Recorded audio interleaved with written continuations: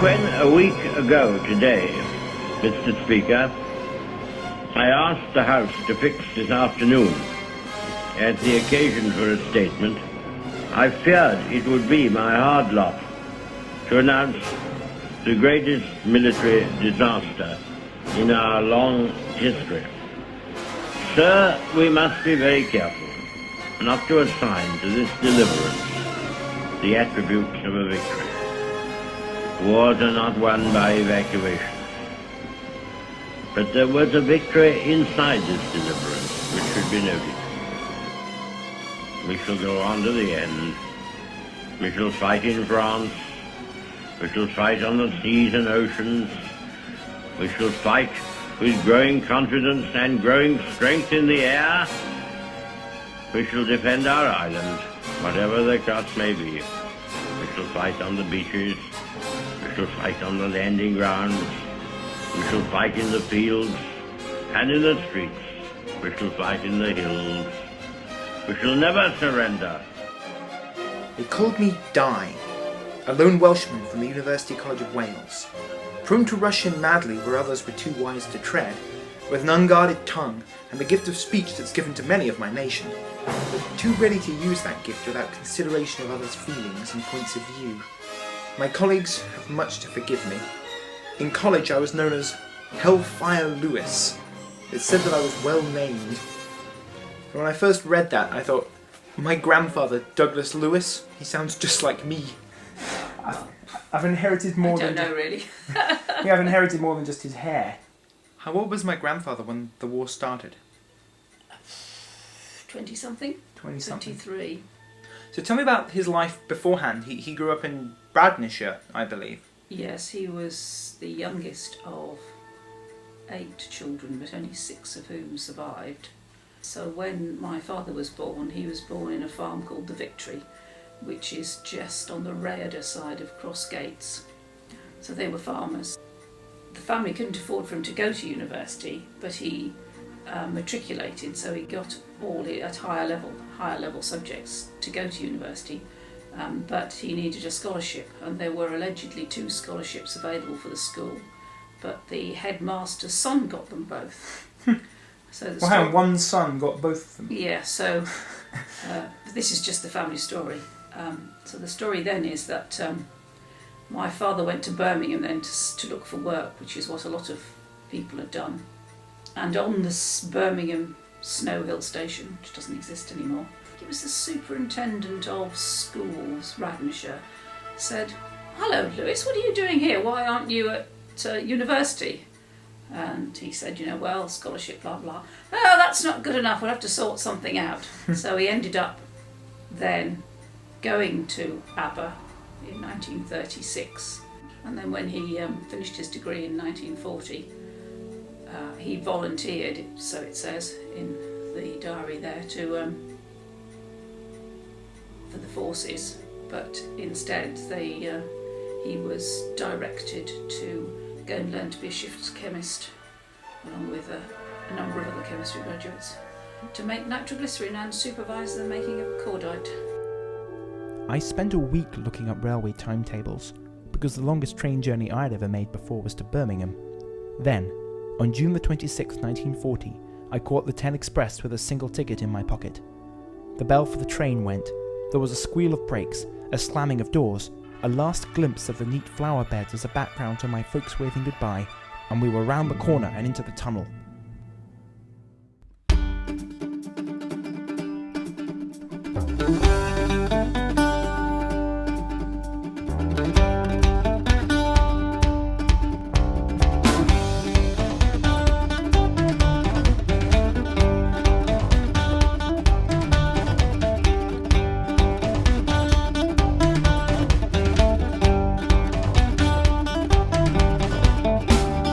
The idea that I had left home and Aberystwyth behind to begin work filled my mind without being fully comprehended. It was too big to take in suddenly. The train thundered north through industrial Lancashire, and everything was strange and new, like the first day in college, only more intensified because every rattle of the wheels took me further away from all familiar things, and the sound of the Scottish tongue, so lovely in familiarity, was now strange in my ears.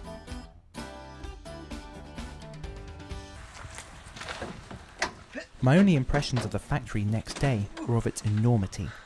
It was like a city. The station in the morning looked like a Saturday football crowd, and I almost had to pinch myself to remember that these hundreds were only lab staff, office workers and hygiens. We walked over 2 miles and saw only one small section of the factory. For the first time I understood just how big the place was.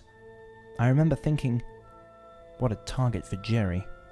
When the bombers went to Clydebank, they flew right over, the flight path was right over the top of our steading. Okay. When they bombed Clydebank. And my dad said you could hear the doo of the bombers. So my dad and his sister were down in the air shot, and my grandfather was more interested in the cows and the byre. Because, you know, they got upset with this doo. But man, he said, they'd rather not been in the bloody air shelter because it's so scary, like, you know. They'd rather have been up the top taking their chance. I joined a small and subdued herd of new boys. They were very nice to us, but where I now realise that our arrival must have been an unmitigated damn nuisance. I had now truly begun my job of learning to be a shift chemist. To me at this stage, it was just a matter of learning the processes and manufacturing methods. Fresh from the intricacies of an honours course in chemistry, I thought it a pushover. I did not then appreciate that I must learn the arts of labour control, early diagnosis of processing faults, and foreseeing the bottleneck which will arise 2 days hence or a week hence if I omit to do certain things this shift. If you want to make cordite, the first thing you'll need is an explosive called nitroglycerine. It was made in a plant called a hill. The process was so dangerous that the buildings were heavily mounded about with thick walls of earth so that any explosion would be contained. The actual manufacture of nitroglycerine was done in a 2-storey wooden building called a house. Nitroglycerine is made by the nitration of glycerin with sulfuric and nitric acid in a Schmidt nitrator. The emulsion ran from the nitrator into a separator where most of the spent acid was removed from the nitroglycerine. The nitroglycerine was then washed through 3 8-foot-tall columns, the first of cold water, the second of hot water, and the third of soda water. Inside them, the rising emulsion of nitroglycerine and wash liquor was white and curled and bubbled lazily under gentle agitation by compressed air. At the end of the war, the equipment was removed and taken to Penrhyn Dydriaith in North Wales. The wooden buildings were burned for the purposes of decontamination. Today, getting into a house is a lot more challenging, as we were about to find out. Is it alright? Can I go down and have a look? Investigate. You up for that? I'll stand here and film you. Alright, well don't watch me going down, because if I fall over and, you know, have an accident, I don't really want it on. Oh, we want that on film. My mother's watching vicariously, so if I have an accident, you know, she'll be very upset. Woo! There's a concrete plinth up there where the Schmidt nitrator would have been, where the glycerin and the sulfuric acid and the nitric acid are mixed together and are very carefully temperature controlled. I just got stung by stinging nettles which wouldn't have been around. Yeah, and under here you would have had this giant dump tank. And there's these overgrown passages that go off at sort of intervals around there. This is by Mr. G. Gallagher, written at 4 p.m. on the 27th of February 1942. To Mr. Walker and Mr. Lewis. Hill started at 12:20 p.m.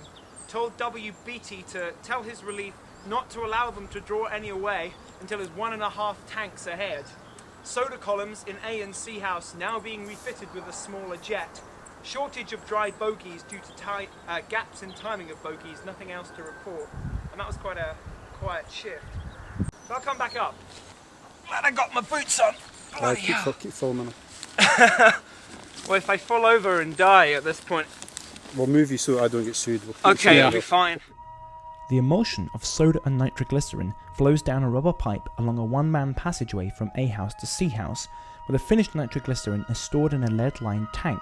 It's drawn off from these tanks as required and transported around the site in a rubber-tired bogie that was wheeled with great care along the web of light railways that spanned the site.